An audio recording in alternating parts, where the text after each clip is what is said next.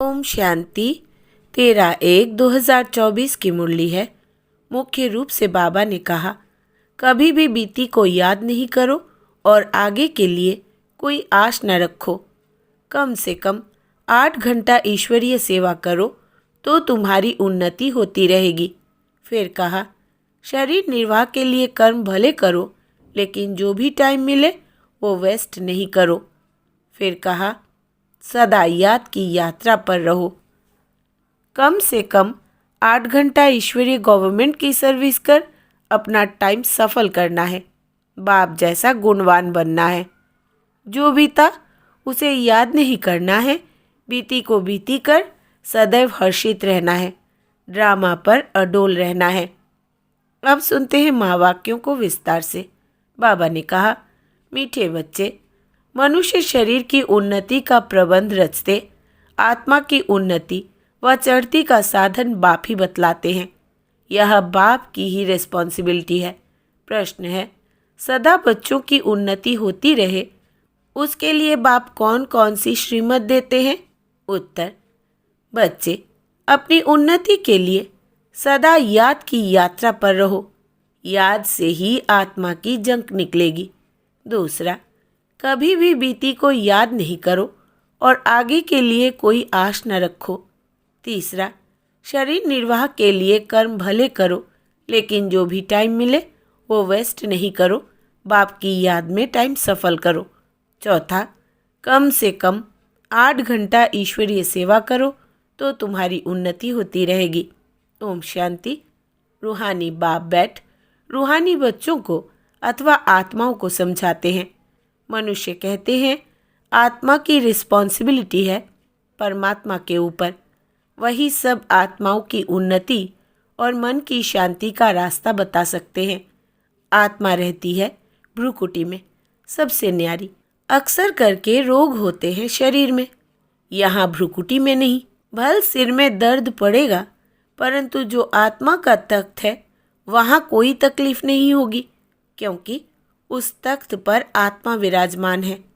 अब आत्मा की उन्नति अथवा शांति देने वाला सर्जन तो एक ही परमात्मा है। जब आत्मा की उन्नति हो तब आत्मा को हेल्थ वेल्थ भी मिले।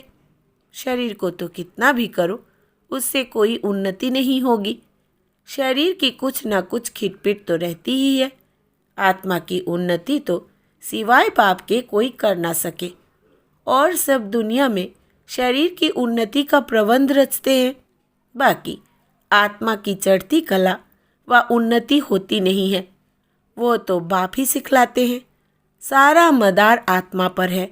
आत्मा ही 16 कला बनती है, फिर आत्मा ही बिल्कुल कला रहित हो जाती है।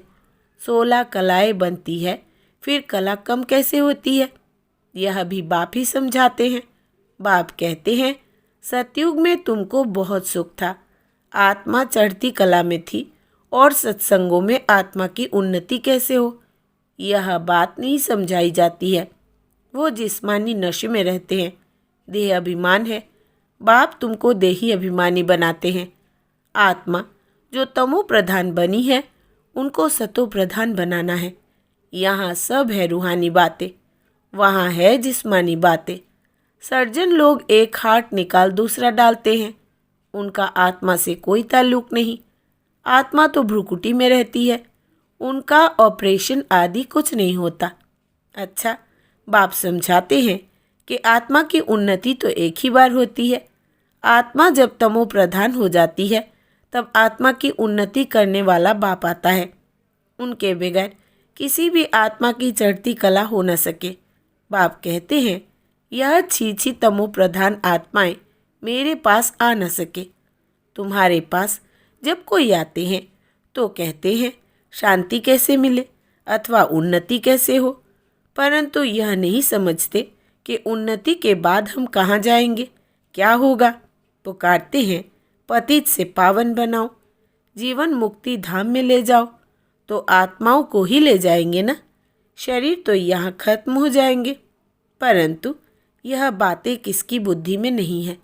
यह है ईश्वरीय मत, बाकी वो सब है मानव मत। ईश्वरीय मत से एकदम आसमान में चढ़ जाते हो शांति धाम सुख धाम में, फिर ड्रामा अनुसार नीचे भी उतरना ही है। आत्मा की उन्नति के लिए बाप के सिवाय और कोई सर्जन नहीं। सर्जन फिर तुमको आप समान बनाते हैं। कोई तो बहुतों की उन्नति अच्छी करते हैं, कोई मीडियम, कोई थर्ड औरों की उन्नति करते हैं। आत्माओं की उन्नति का जवाबदार है ही एक बाप। दुनिया में यह किसको मालूम नहीं है। बाप कहते हैं इन साधुओं आदि का भी उद्धार करने में आता हूँ। पहले जब आत्मा आती है तो पवित्र ही आती है। अब बाप आए हैं सबकी उन्नति करने। नंबरवार पुरुषार्थ अनुसार तुम्हारी देखो कितनी उन्नति हो जाती है। वहाँ तुमको शरीर भी फर्स्ट क्लास मिलता है। बाप है ही अविनाशी सर्जन, वही आकर तुम्हारी उन्नति करते हैं। तो तुम ऊंचते ऊंच अपने स्वीट होम में चले जाएंगे। वो लोग मून पर जाते हैं। अविनाशी सर्जन तुमको उन्नति प्राप्त कराने लिए कहते हैं माँ में कम याद करो तो विकर्म विनाश होंगे। बाप विश्व के बच्चों को लिबरेट करते हैं। जब तुम स्वर्ग में जाएंगे तब और सब शांति धाम में होंगे। बाप कितना वंडरफुल कार्य करते हैं, कमाल है बाप की। तब कहते हैं तुम्हारी गति मत तुम ही जानो। आत्मा में ही म है। आत्मा अलग हो जाए तो मत मिल ना सके। ईश्वरीय मत से चढ़ती कला, मानव मत से उतरती कला, यह भी ड्रामा में नूंद है। वो लोग समझते हैं अभी स्वर्ग बन गया है, आगे चलकर मालूम पड़ेगा कि यह नरक है व स्वर्ग। भाषा के ऊपर कितना हंगामा करते हैं। दुखी है ना। स्वर्ग में दुख होता नहीं, अर्थक्वेक भी नहीं होगी। अब पुरानी दुनिया का विनाश होना है, फिर स्वर्ग बन जाएगा। फिर आधा कल्प वो भी गुम हो जाता है। कहते हैं द्वारिका सागर के नीचे चली गई। सोने की चीज़ें नीचे दब गई है, सो तो ज़रूर अर्थक्वेक से नीचे जाएगी। समुद्र को थोड़े ही खोद कर निकालेंगे। धरती को खोदते हैं, वहाँ से माल निकालते हैं। बाप कहते हैं मैं सबका उपकार करता हूँ। मेरा फिर सब अपकार करते, गाली देते। मैं तो अपकारी का भी उपकार करता हूँ, तो मेरी ज़रूर महिमा होनी चाहिए। भक्ति मार्ग में देखो कितना मान है। तुम बच्चे भी बाप की कितनी महिमा करते हो। चित्र में 32 गुण दिखाए हैं। अभी तुम भी बाप जैसे गुणवान बन रहे हो तो कितना पुरुषार्थ करना चाहिए। टाइम वेस्ट नहीं करना चाहिए। बहुत हाईएस्ट बाप पढ़ाते हैं तो रोज़ ज़रूर पढ़ना चाहिए। यह अविनाशी बाप भी है, टीचर भी है। पिछाड़ी में आने वाले पुराणों से भी तीखे जा रहे हैं। अब सारी दुनिया की उन्नति हो रही है बाप द्वारा। श्री कृष्ण को भी गुणवान बनाने वाला बाप है, सबको देने वाला है। बाकी सब लेते हैं। यह घराना बन रहा है नंबरवार पुरुषार्थ अनुसार। बेहद का बाप देखो कितना मीठा और कितना प्यारा है। ऊंचे ते ऊंचे बाप द्वारा अब सबकी उन्नति हो रही है। बाकी तो सबको सीढ़ी उतरनी है। कमाल है बाप की। भल खाओ पियो सब कुछ करो, सिर्फ बाबा के गुण गाओ। ऐसे नहीं बाबा की याद में रहने से खाना नहीं खा सकते। रात को फुर्सत बहुत मिलती है, 8 घंटा तो फुर्सत है। बाप कहते हैं कम से कम 8 घंटा इस गवर्नमेंट की सर्विस करो। जो भी आए उनको आत्मा की उन्नति के लिए रास्ता बताओ। जीवन मुक्ति माना विश्व का मालिक और मुक्ति माना ब्रह्मांड का मालिक। यह समझाना तो सहज है ना, परंतु तकदीर में नहीं है तो तदबीर क्या कर सकेंगे। बाप समझाते हैं कि बाप की याद सिवाय आत्मा की जंक निकल नहीं सकती।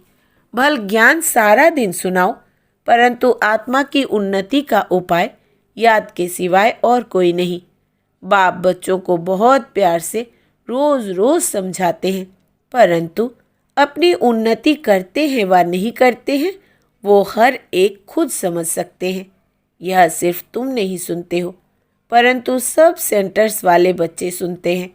यह टेप रखी है, यह भी अपने में आवाज़ भर कर जाती है। सर्विस पर। यह बहुत सर्विस देती है। बच्चे समझते हैं शिव बाबा की मुरली हम सुनते हैं, तुम्हारे द्वारा सुनने से इनडायरेक्ट हो जाता है, फिर यहाँ आते हैं डायरेक्ट सुनने के लिए। फिर बाबा ब्रह्मा मुख द्वारा सुनाते हैं अथवा मुख द्वारा ज्ञान अमृत देते हैं। इस समय दुनिया तमो प्रधान हो गई है, तो उस पर ज्ञान की वर्षा चाहिए। वो पानी की वर्षा तो बहुत होती है, इस पानी से तो कोई पावन बन नहीं सकता। यह है सारी ज्ञान की बात। बाप कहते हैं अब जागो, मैं तुमको शांति धाम ले जाता हूँ। आत्मा की उन्नति भी इसमें है, बाकी सब है जिस्मानी बातें। रूहानी बातें सिर्फ तुम ही सुनते हो। पदमपति भाग्यशाली सिर्फ तुम ही बनते हो। बाप है गरीब निवाज, गरीब ही सुनते हैं। तब बाप कहते हैं अहिल्लाओं गणिकाओं को भी समझाओ। सतयुग में ऐसी बातें नहीं होती। वो है बेहद का शिवालय, अब है बेहद का वैश्यालय। बिल्कुल ही तमो प्रधान है, इससे जास्ती मर्जिन नहीं है। अब इस पतित दुनिया को चेंज होना है। भारत में राम राज्य और रावण राज्य होता है। जब अनेक धर्म हो जाते हैं तब अशांति हो जाती है। लड़ाई तो लगती ही रहती है। अब तो बहुत ज़ोर से लड़ाई लगेगी। कड़ी लड़ाई लग फिर बंद हो जाएगी, क्योंकि राजाई भी स्थापन हो, कर्मातीत अवस्था भी हो। अभी तो कोई कह न सके।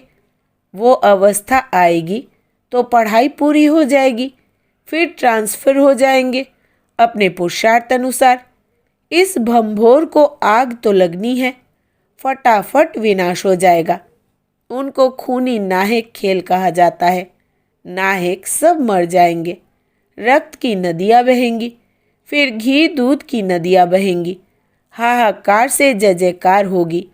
बाकी सब अज्ञान निद्रा में सोते सोते ही खत्म हो जाएंगे। बड़ी युक्ति से स्थापना होती है। विघ्न भी पड़ेंगे, अत्याचार भी होंगे। अब माताओं द्वारा स्वर्ग का द्वार खुलता है तो पुरुषार्थ भी बहुत, परंतु माता जन्म देती है तो उनको पुरुष से इजाफा ज़्यादा मिलता है। स्वर्ग में तो नंबरवार सब जाएंगे। कोई 2 जन्म मेल के भी बन सकते हैं। हिसाब किताब जो ड्रामा में नूंद है वही होता है।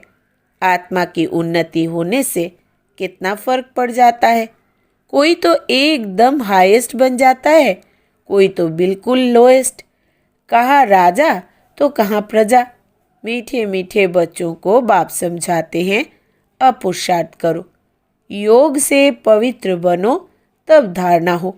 मंजिल बहुत ऊंची है। अपने को आत्मा समझ बहुत प्यार से बाप को याद करना है। आत्मा का परमात्मा के साथ लव है ना, यह है रूहानी लव, जिससे आत्मा की उन्नति होती है। जिस्मानी लव से गिर पड़ते हैं, तकदीर में नहीं है तो भागंती हो जाते हैं। यज्ञ की बड़ी संभाल चाहिए। माताओं की पाई पाई से यज्ञ की सर्विस हो रही है। यहाँ गरीब ही साहूकार बनते हैं। सारा मदार पढ़ाई पर है। तुम अभी सदा सुहागिन बनती हो, यह सबको फीलिंग आती है। माला का दाना बनने वालों को कितनी अच्छी फीलिंग चाहिए। शिव बाबा को याद करते सर्विस करते रहो तो बहुत उन्नति हो सकती है। शिव बाबा की सर्विस में शरीर भी न्यौछावर करना चाहिए। सारा दिन नशा रहे, यह मासी का घर नहीं है। देखना है हमने अपनी कितनी उन्नति की है। बाबा कहते हैं बीती को याद न करो, आगे की कोई आश मत रखो। शरीर निर्वाह अर्थ कर्म तो करना है। जो टाइम मिले उसमें बाप को याद करो तो विकर्म विनाश होंगे। बाबा बांधेलियों को भी समझाते हैं कि तुम्हें पति को बहुत नम्रता प्यार से समझाना है। कोई मारे तो उन पर फूलों की वर्षा करो। अपने को बचाने की बड़ी युक्ति चाहिए। आंखें बड़ी शीतल चाहिए, कभी हिले नहीं। इस पर अंगद का भी मिसाल है, बिल्कुल अडोल था। तुम सब महावीर हो। जो कुछ पास्ट हुआ उनको याद नहीं करना है। सदैव हर्षित रहना है, ड्रामा पर अटल रहना है। बाप खुद कहते हैं मैं भी ड्रामा के बंधन में बंधा हुआ हूँ, बाकी और कोई बात नहीं। श्री कृष्ण के लिए लिखा है, स्वदर्शन चक्र से मारा। यह सब कथाएं हैं। बाप तो हिंसा कर ना सके। यह तो बाप टीचर है, मारने की बात नहीं है। यह बातें सब इस समय की है। एक तरफ ढेर मनुष्य है, दूसरे तरफ तुम हो, जिनको आना होगा आते रहेंगे, कल्प पहले मिसल पद पाते रहेंगे। इसमें चमत्कार की बात नहीं। बाप रहम दिल है, दुख हरता सुख करता है, फिर दुख कैसे देंगे। अच्छा, मीठे मीठे सिकिलधे बच्चों प्रति माता पिता बाप दादा का याद प्यार और गुड मॉर्निंग। रूहानी बाप की रूहानी बच्चों को नमस्ते। हम रूहानी बच्चों की रूहानी बाप दादा को याद प्यार, गुड मॉर्निंग और नमस्ते बाबा नमस्ते। धारणा के लिए मुख्य सार। पहला, कम से कम 8 घंटा ईश्वरीय गवर्नमेंट की सर्विस कर अपना टाइम सफल करना है, बाप जैसा गुणवान बनना है। दूसरा, जो बीता उसे याद नहीं करना है, बीती को बीती कर सदैव हर्षित रहना है, ड्रामा पर अडोल रहना है। वरदान है, संकल्प बोल और कर्म के व्यर्थ को समर्थ में परिवर्तन करने वाले होली हंस भव। विस्तार है, होली हंस का अर्थ है संकल्प बोल और कर्म के व्यर्थ को समर्थ में परिवर्तन करने वाले, क्योंकि व्यर्थ जैसा पत्थर होता है, पत्थर की वैल्यू नहीं, रत्न की वैल्यू होती है। होली हंस फौरन परख लेते हैं कि यह काम की चीज़ नहीं है, यह काम की है। कर्म करते सिर्फ यह स्मृति इमर्ज रहे कि हम राजयोगी नॉलेजफुल आत्माएं रूलिंग और कंट्रोलिंग पावर वाली है, तो व्यर्थ जा नहीं सकता। यह स्मृति होली हंस बना देगी। स्लोगन है, जो स्वयं को इस देह रूपी मकान में मेहमान समझते हैं वही निर्मोही रह सकते हैं। जो स्वयं को इस देह रूपी मकान में मेहमान समझते हैं वही निर्मोही रह सकते हैं। अब अव्यक्ति साइलेंस द्वारा डबल लाइट फरिश्ता स्थिति का अनुभव करो। जैसे जब कोई ऐसा दिन होता है तो चलते फिरते ट्रैफिक को भी रोककर 3 मिनट साइलेंस की प्रैक्टिस कराते हैं। चलते हुए सभी कार्य को स्टॉप कर लेते हैं। ऐसे आप भी कोई कार्य करते हो या बात करते हो तो बीच बीच में यह संकल्पों की ट्रैफिक को स्टॉप करने का अभ्यास करो। 1 मिनट के लिए भी मन के संकल्पों को, चाहे शरीर द्वारा चलते हुए कर्म को बीच में रोककर अपने फरिश्ते स्वरूप में स्थित हो जाओ। अच्छा, ओम शांति।